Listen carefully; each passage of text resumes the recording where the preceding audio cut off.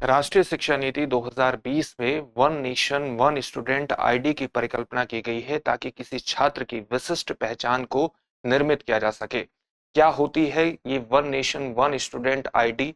यही in focus में आज हमारा टॉपिक होगा। इसके संपूर्ण संदर्भ को समझने का हम प्रयास करेंगे और हमारे टॉपिक का नाम होगा भारत सरकार की one nation one student ID पहल। इस टॉपिक के अंतर्गत हमारे चर्चा के विभिन्न पक्ष होंगे। सबसे पहले हम ये जानने का प्रयास करेंगे कि वो कौन सी खबर है जिससे ये पूरा टॉपिक चर्चा में आ गया है। इसके बाद हम क्या one nation one student ID क्या है इसके बारे में जानने का प्रयास करेंगे, इसके उद्देश्यों के बारे में जानेंगे और फिर जानेंगे कि ये किस प्रकार से काम करेगा। इसी पक्ष के अंतर्गत हम ये भी जानने का प्रयास करेंगे कि कुछ छात्रों और उनके माता पिताओं की इसके संदर्भ में किस प्रकार की चिंताएं हैं। अंत में आपके लिए एक प्रश्न होगा, इस प्रश्न का उत्तर आपको कमेंट बॉक्स में कमेंट करके देना होगा। तो सबसे पहले देखते हैं कि ये खबर कहां से ली गई है।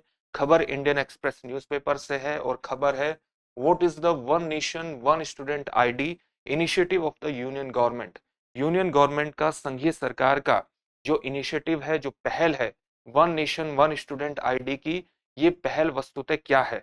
हाल ही में राज्य सरकारों द्वारा विभिन्न स्कूलों को ये निवेदन किया गया है कि वो किसी छात्र की विशिष्ट पहचान को निर्मित करने के लिए उनके माता पिता से कंसेंट हासिल करें, सहमति हासिल करें, ताकि राष्ट्रीय शिक्षा नीति के अंतर्गत जिस विशिष्ट पहचान को निर्मित करने की परिकल्पना छात्र की गई है उसको एक कार्य रूप दिया जा सके, उसको अमली जामा पहनाया जा सके। इसी कारण से ये पूरा टॉपिक चर्चा में आ गया है।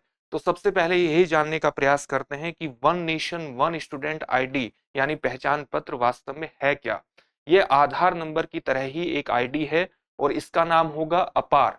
अपार का फुल फॉर्म अगर आप जाने तो ये है automated permanent academic account registry. ये दरअसल सभी छात्रों के लिए उनके बचपन से लेकर और उनके पूरे शैक्षणिक सफर तक एक विशेष पहचान प्रणाली को निर्मित करेगा, एक विशिष्ट पहचान को निर्मित करेगा। यानी प्रत्येक छात्र को आजीवन एक विशिष्ट अपार पहचान इसके अंतर्गत मिलेगी। शिक्षार्थियों के लिए, स्कूलों के लिए, सरकारों के लिए किसी भी छात्र की शैक्षणिक प्रगति को ट्रैक करने के लिए एक महत्वपूर्ण भूमिका इसकी होगी, क्योंकि एक विशिष्ट पहचान के निर्माण से किसी भी छात्र के प्रारंभिक स्कूल से यानी प्री प्राइमरी स्कूल से लेकर उनके हायर एजुकेशन तक उनकी पूरी शैक्षणिक गतिविधियों को इस नंबर के माध्यम से ट्रैक किया जा सकेगा। ये डिजी लॉकर के प्रवेश द्वार के रूप में भी काम करेगा। मतलब जैसे डिजी लॉकर को आप जानते हैं कि यहाँ पर आप अपने डिजिटल रूप में महत्वपूर्ण दस्तावेजों को संग्रहित कर सकते हैं, उसी प्रकार से एक एजू लॉकर शब्द इसके अंतर्गत आप इस्तेमाल कर सकते हैं, जहां पर अपने महत्वपूर्ण शैक्षणिक दस्तावेजों को आप डिजिटल फॉर्म में संग्रहित कर सकेंगे। और इसीलिए इसके संदर्भ में एजू लॉकर शब्द भी, एडू लॉकर शब्द भी लगातार इस्तेमाल में आ रहा है। अब हम जानने का प्रयास करते हैं कि वस्तुतः इस पूरी प्रणाली का उद्देश्य क्या है। हम ये भी जानेंगे कि ये किस प्रकार से काम करेगा और किस तरह की सूचनाएं आपको इसके अंतर्गत साझा करनी पड़ेंगी। लेकिन उससे पहले हम इसके उद्देश्य को जान लेते हैं। ये दरअसल शिक्षा व्यवस्था को हैसल फ्री बनाने के लिए किया गया है, परेशानी मुक्त बनाने के लिए किया गया है। जब छात्र अपने शैक्षणिक व्यवस्था को आगे बढ़ाने के लिए, हायर एजुकेशन में जाने के लिए या नौकरी ढूंढने के लिए जाता है, तो उसे अपने सभी दस्तावेजों को कैरी करना पड़ता है। लेकिन डिजिटल रूप में अगर वे दस्तावेज संग्रहित रहेंगे, एक पहचान के रूप में संग्रहित रहेंगे, तो भौतिक दस्तावेजों को कैरी करने की आवश्यकता कम हो जाएगी, हैसल फ्री होगा। साथ ही राज्य सरकारें किसी भी छात्र की किसी भी स्कूल में, अपने क्षेत्र में छात्रों की साक्षरता दर और स्कूल छोड़ने की दर को भी लगातार ट्रैक कर सकेंगे। छात्र की प्रगति को तो ट्रैक कर ही सकेंगे, लेकिन उस क्षेत्र में साक्षरता दर और स्कूल छोड़ने की दर को भी ट्रैक कर सकेंगे।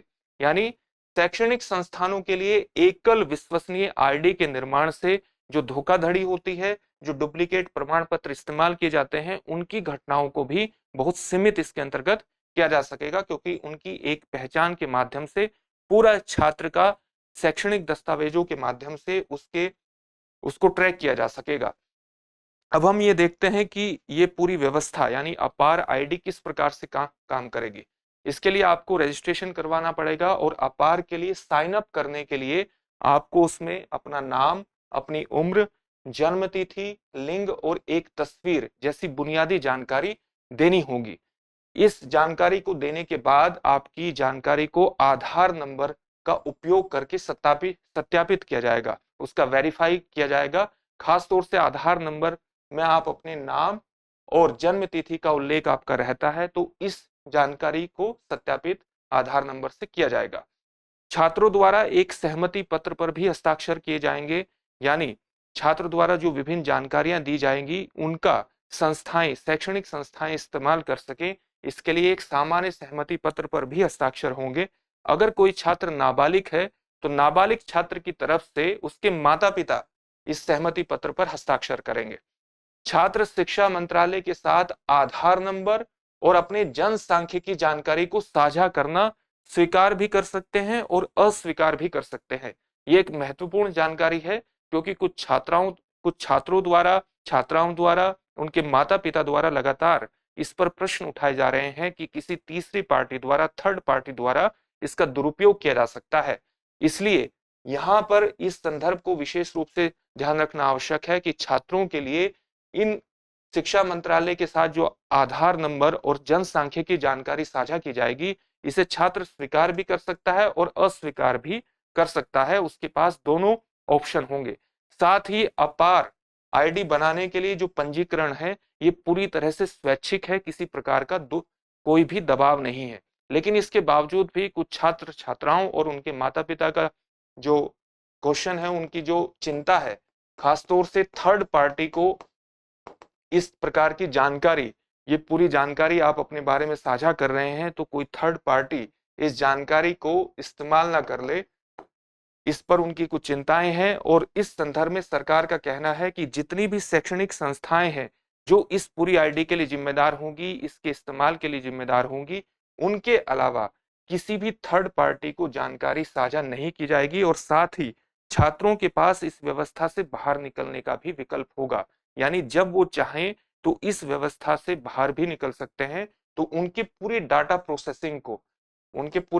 प्रोसेसिंग को वहीं पर बंद कर दिया जाएगा, लॉक कर दिया जाएगा, जिससे छात्र जिससे छात्र इस व्यवस्था से बाहर आ सकेंगे और उनकी जो चिंता है अपनी जानकारी, अपनी व्यक्तिगत जानकारी साझा होने की, वो इस प्रावधान के कारण, इस व्यवस्था के कारण महत्वहीन हो जाती है, अर्थहीन हो जाती है।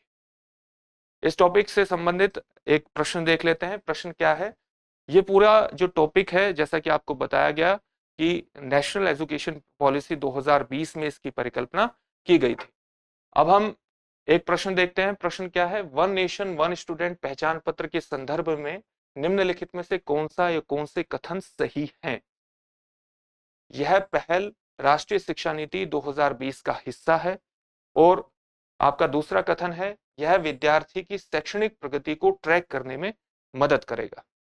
आपके ऑप्शंस हैं केवल एक, केवल दो, एक और दो दोनों, न तो एक और न ही दो। इस प्रश्न का उत्तर आप हमें कमेंट बॉक्स में कमेंट करके जरूर दीजिए। फिर से एक नए सेशन में आपसे मुलाकात होगी। धन्यवाद।